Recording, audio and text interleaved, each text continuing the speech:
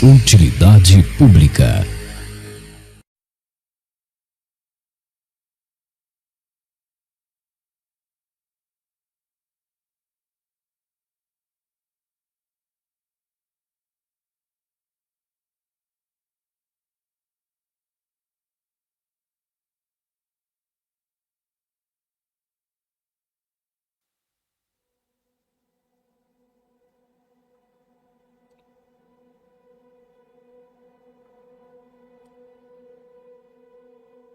Na Grécia Antiga, havia uma história muito comum que aparece aqui e ali, inclusive em fragmentos de Aristóteles, mas que chega para nós, homens da internet do século XXI, principalmente através do nascimento da tragédia de Nietzsche. É a chamada Sabedoria de Sileno. O Nascimento da Tragédia é o primeiro livro do Nietzsche e, embora ele ainda tenha um pé na metafísica nesse livro, sua tese ali já era a mesma tese pela qual sua filosofia ficou marcada.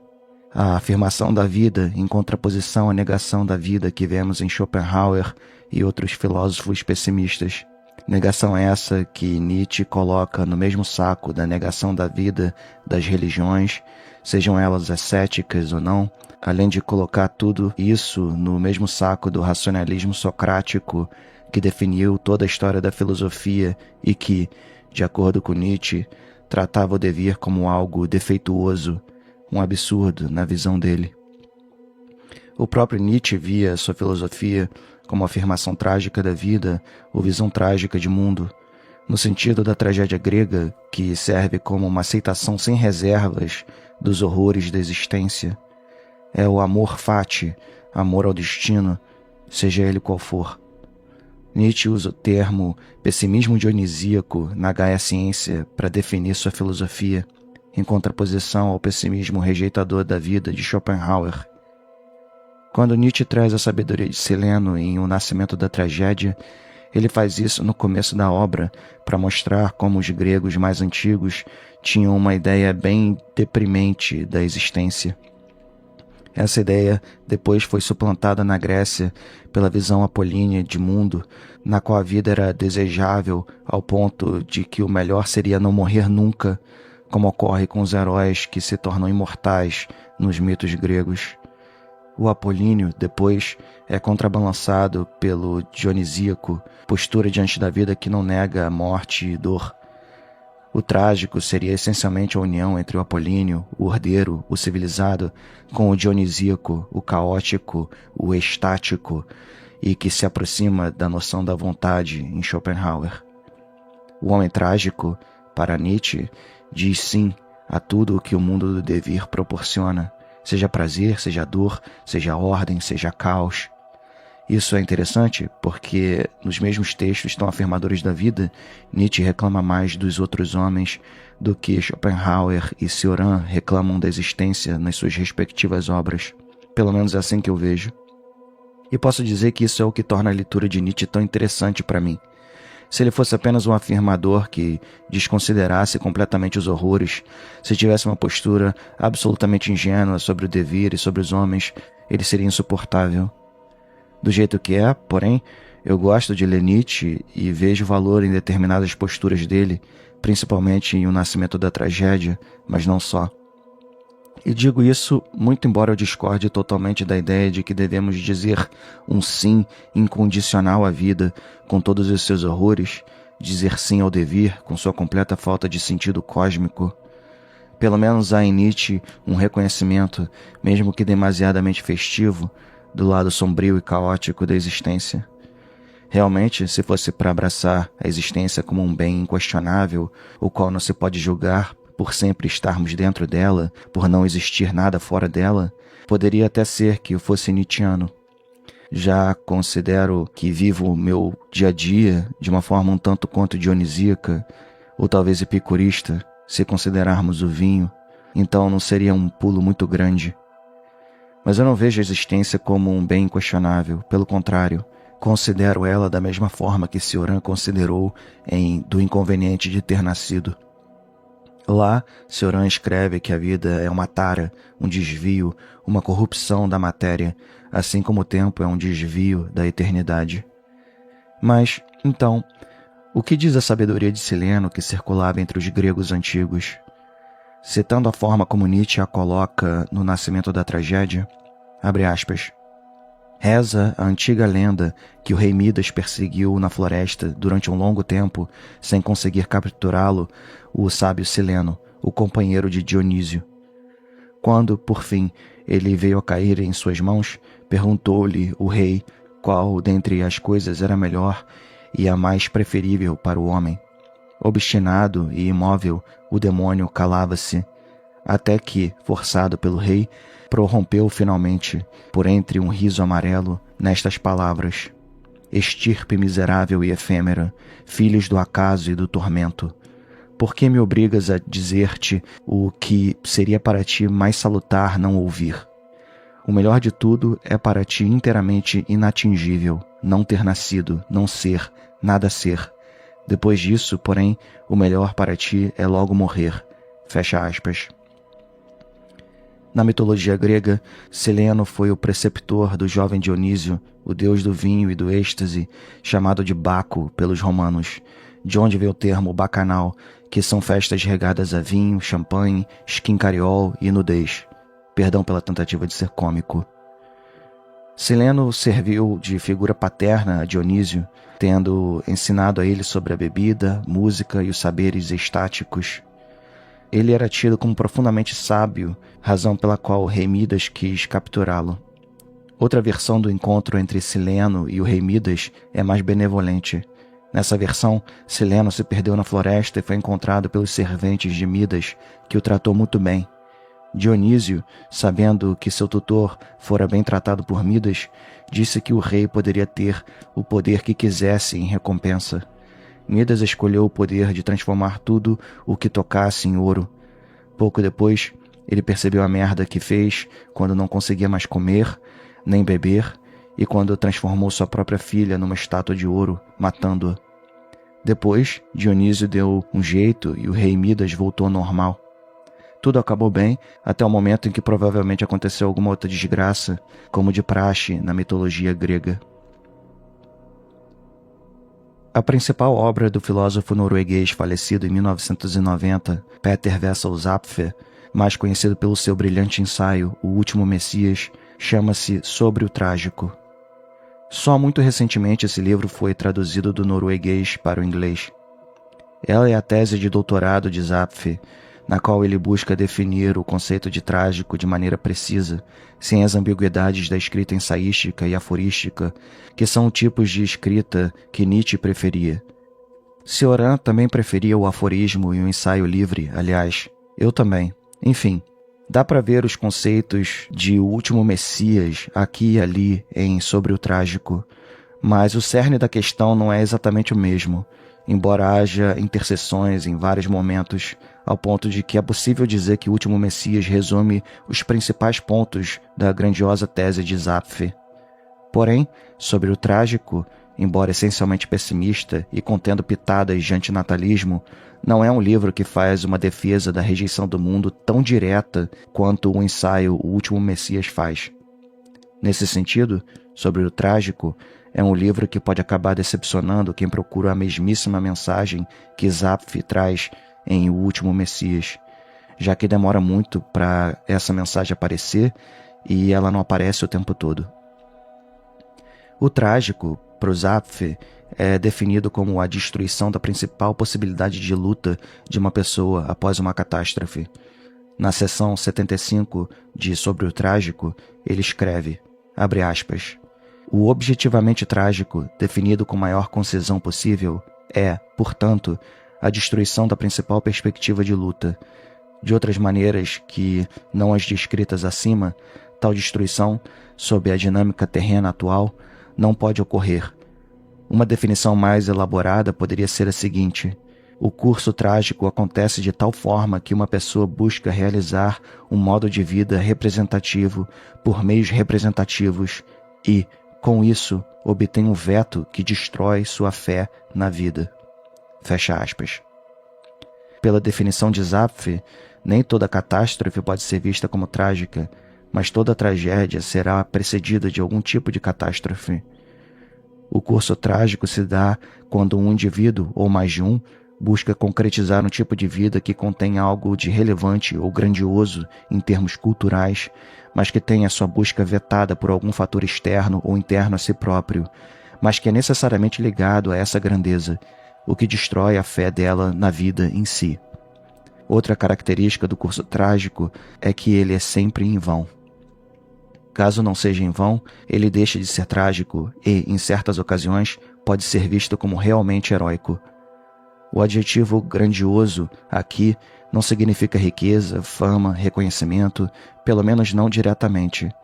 A grandeza está relacionada às qualidades do próprio indivíduo que se apresentam como um tipo de rigidez. Por exemplo, a fidelidade inabalável a uma causa perdida, ou a alguma capacidade. Por exemplo, uma potência intelectual que se vê confrontada por uma sociedade burra e violenta. Lealdade é um princípio que passou a ser mal visto, ou ter uma mentalidade curiosa que busca verdades em tempos de censura, podem resultar em catástrofe e, caso essa catástrofe destrua a fé na vida do indivíduo ou indivíduos que passam por ela, ou caso a catástrofe abale a fé na vida de um observador, ou caso ambas as coisas aconteçam, essa catástrofe será trágica. Zapf escreve na seção 93, abre aspas, definimos tragédia como a destruição da principal possibilidade de luta. No curso trágico, a ruína se encontra no caminho da esperança. Assim, no início do curso, a esperança deve estar presente, e no fim do curso, a esperança deve ser destruída. O trágico tem seu lugar no caminho entre a esperança e a ausência de esperança. Fecha aspas. É por isso que, para o Zapf, a situação humana como um todo é trágica. Nós, como espécie, temos uma grandeza que está relacionada à nossa capacidade cognitiva, que é profunda, super equipada. Ele traz em alguns trechos do livro uma comparação que também utiliza em O Último Messias.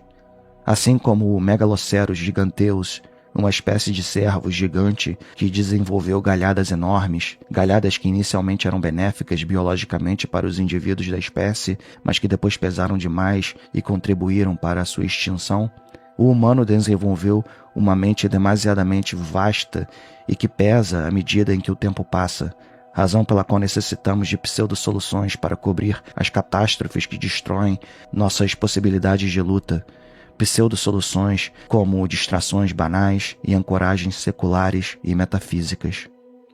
Para piorar, somos rígidos na nossa falta de rigidez. Isso quer dizer que, através da nossa capacidade cognitiva, nossas mãos podem criar um mundo onde podemos voar como os pássaros, atravessar oceanos como os peixes e por aí vai. Somos capazes de muita coisa que vai além da nossa aparente insignificância física, menos capazes de inventar um propósito metafísico real e satisfatório para as nossas existências, algo que desde os primórdios buscamos como espécie. Não é à toa que em todas as culturas a necessidade por respostas metafísicas sempre esteve presente. Nossa situação é trágica para Zapf porque, seja para um humano que sofreu, ou para o outro que observa, ou para ambos, nós possuímos uma grandeza de espírito que busca uma justificativa cósmica satisfatória para o mundo do devir e para as nossas próprias vidas, mas recebemos um veto do universo que vem na forma do seu total silêncio, sua indiferença monstruosa para com os nossos anseios.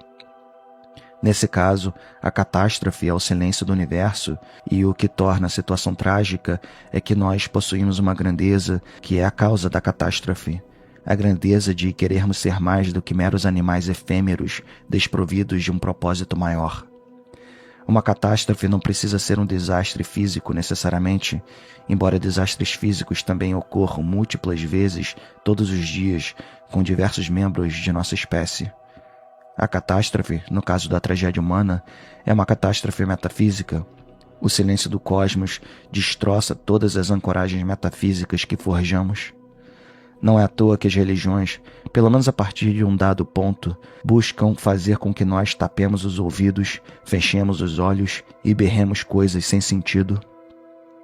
Destruir o senso crítico é um mecanismo de defesa potente da pseudo-solução para a questão metafísica, que é a ancoragem num dogma religioso. E não tem para onde correr com Zapf.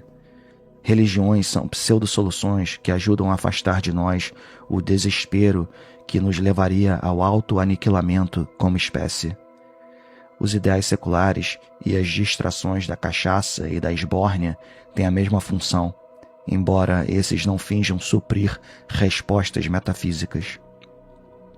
Na seção 55, Zapf escreve, abre aspas, diante do problema metafísico em sua totalidade, qualquer pessoa que não abra mão da exigência de honestidade intelectual provavelmente sentirá sua posição dominada pela impotência e pela dúvida.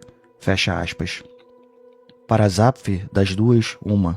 Ou abrimos mão da honestidade intelectual e abraçamos alguma ancoragem metafísica, ou somos tomados pela impotência e pela dúvida diante do silêncio do cosmos. Claro, depois disso, podemos desenvolver outros tipos de ancoragens não metafísicas. Podemos, também, distrairmos-nos com outras coisas, mas tudo não passará de pseudo-solução. Mais para o final do tratado, Zapf faz uma breve análise do conceito nietzschiano do trágico. Isso ocorre na seção 109. Zapf deixa claro que a ideia do trágico em Nietzsche não tem a ver com o trágico da forma com que ele, Zapf, define o conceito. Para Zapf, excetuando algumas partes de O Nascimento da Tragédia, Nietzsche tem uma ideia do trágico muito própria e muito mutável com o passar do tempo. Mas, ainda que dessemos o braço a torcer e admitíssemos que Nietzsche possui sim uma noção mais ou menos bem definida do que seria o trágico, o fato é que, realmente, ela não é a mesma daquela definida por Zapf ao longo da sua tese de doutorado. Em nenhuma das três fases da obra de Nietzsche, tais como Zapf as apresenta, há uma definição do trágico que seja amplamente compatível com aquela definição dada por Zapf. Zapf apresenta as três fases da seguinte forma. A primeira fase, a fase do nascimento da tragédia, na qual Nietzsche vê como aliados Schopenhauer e Wagner, embora já se distancie do pessimismo schopenhaueriano, enxergando na tragédia grega uma saída para a afirmação da vida através da união entre o dionisíaco e o apolíneo. A segunda fase, a fase das obras Humano Demasiado Humano, Aurora e Gaia Ciência, na qual Nietzsche se alia à psicologia, rompe com Wagner e prestigia o guerreiro forte que ama tudo o que a vida tem para dar, inclusive a dor, através da fórmula do amor fati. A terceira fase, a fase do Assim Falou Zaratustra, Além do Bem e do Mal e outras obras, na qual Nietzsche teria retornado a alguns pressupostos metafísicos puramente imanentes à mente humana, a fase do eterno retorno do mesmo, em que Dionísio volta, mas agora ele é um Dionísio nobre, que está para além de todos os valores e serve de propósito máximo para o além-homem, que afirma o mundo do devir. Claro que essas fases não são totalmente rígidas. O conceito do eterno retorno, por exemplo, já dava as caras na segunda fase, principalmente no aforismo 341 de A Gaia Ciência. Em suma, o trágico, na visão nietzschiana, acaba sendo uma postura diante da vida que recusa o pessimismo rejeitador da existência de Schopenhauer e o pessimismo filosófico em geral, algo que já se encontra lá no Nascimento da Tragédia. É algo que Nietzsche chama de pessimismo dionisíaco no aforismo 370 de A Gaia Ciência, justamente para diferenciá-lo do pessimismo filosófico de Schopenhauer, a quem ele nomeia e se opõe no aforismo. Já Zapf tem uma definição que ele acredita ser mais precisa do fenômeno trágico, que é definido por ele como uma catástrofe que destrói a crença fundamental na vida das pessoas afetadas. Para Zapf, como disse antes, quando algum tipo de evento catastrófico destrói a principal perspectiva de luta, isso é, quando alguma catástrofe externa ou interna destrói aquele algo fundamental que faz a pessoa acordar para ganhar o dia após dia, isso pode ser visto como trágico quando tal perspectiva de luta possui algo de relevante ou grandioso, culturalmente falando.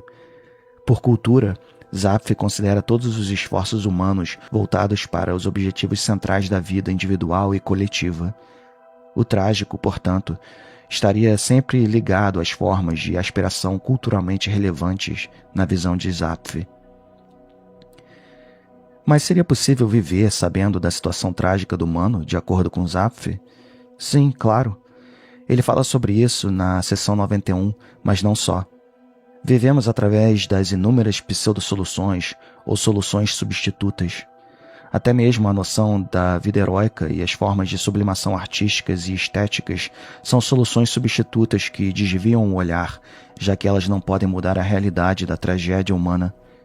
Um curso verdadeiramente trágico pode ser sobrevivido, claro, os afetados não precisam perecer.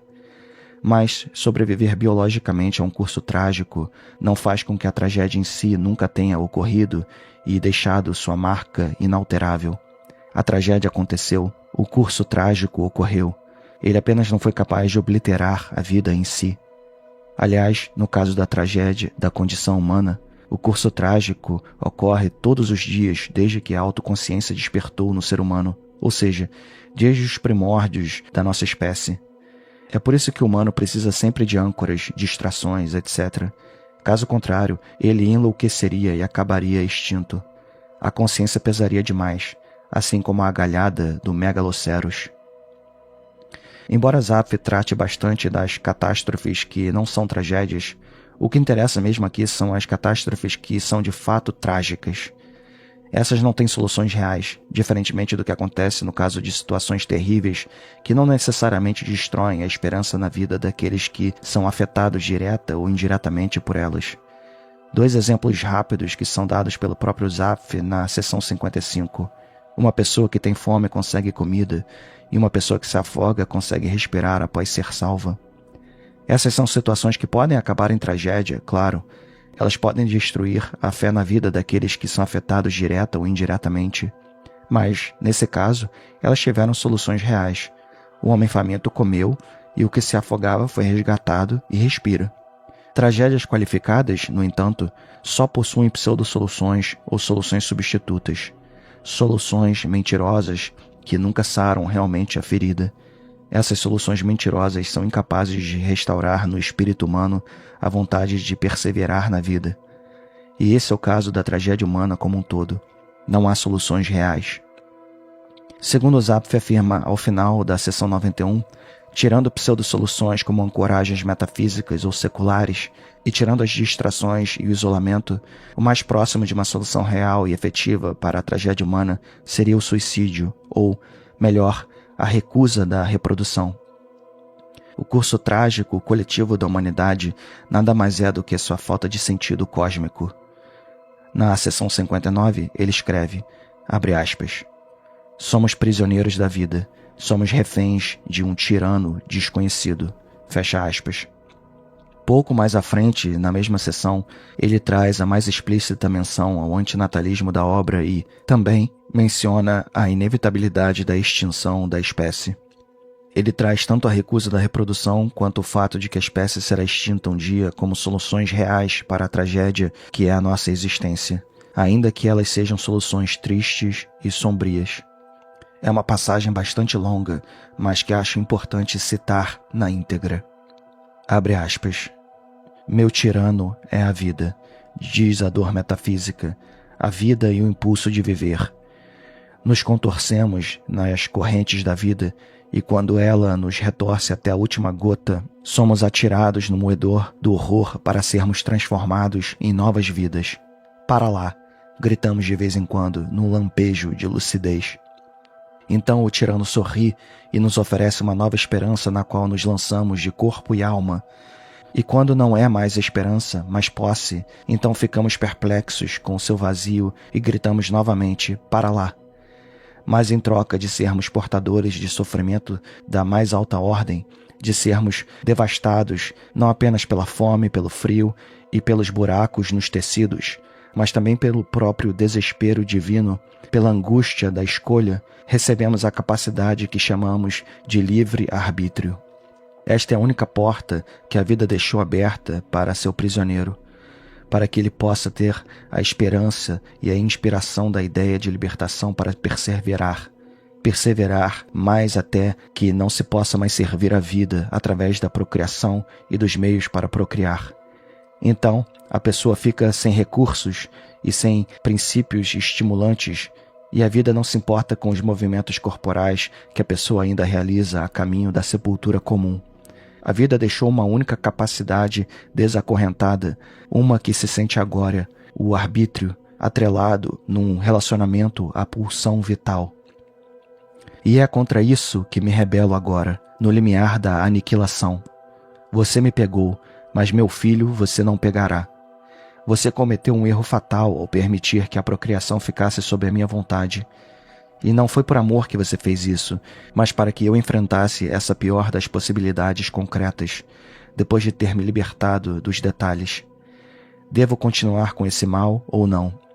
E agora, eu não me pergunto mais o que você quer, mas você precisa perguntar o que eu quero. E eu não quero mais sacrificar ao Deus da vida. Eu o atingirei com a capacidade que você liberou para me atormentar. Usarei minha intuição contra você e roubarei a sua presa. E os milhões de abusados ficarão atrás de mim como um arado, enquanto eu sacrifico minha esperança mais preciosa no altar da justiça, da rebelião e da retribuição, tornando-me o último da minha geração. E se você ainda pensa que vencerá porque minha esposa e eu não podemos ficar sem um filho a quem daremos o nosso amor, então você ainda terá de passar fome e perecer, pois haverá 2 procriando, e quando tiverem um, terão aperfeiçoado suas habilidades. Então terão um que receberá seu amor e seus bens e levará seus sonhos adiante. E sempre 2 procriarão um, e eu estabelecerei esse total como um denominador sob o número da vida, e ela não será como as estrelas ou a areia do mar, mas como o rio que se torna nada na grande seca. Então você conhecerá a sua impotência e me implorará, um humano, de joelhos ensanguentados. Mas eu serei implacável, assim como você foi implacável em todas as minhas horas de angústia. E por um instante, eu, um ser humano, serei seu igual, sua cruel generosidade, antes que você me atinja com uma noite negra enquanto eu ainda estiver vivo, a noite negra na mente que remove todas as esperanças. Fecha aspas. Vemos aqui o eco daquela antiga sabedoria grega, a sabedoria de Sileno, que dizia que o melhor é não nascer e que, uma vez nascidos, a melhor coisa é a extinção, a descontinuação do ser. Tantas voltas que demos desde o antigo pessimismo grego que, ao que parece, existiu antes mesmo do nascimento da filosofia pré-socrática. Tantas voltas para chegarmos às mesmas conclusões sobre a vida. Tantas voltas para nada.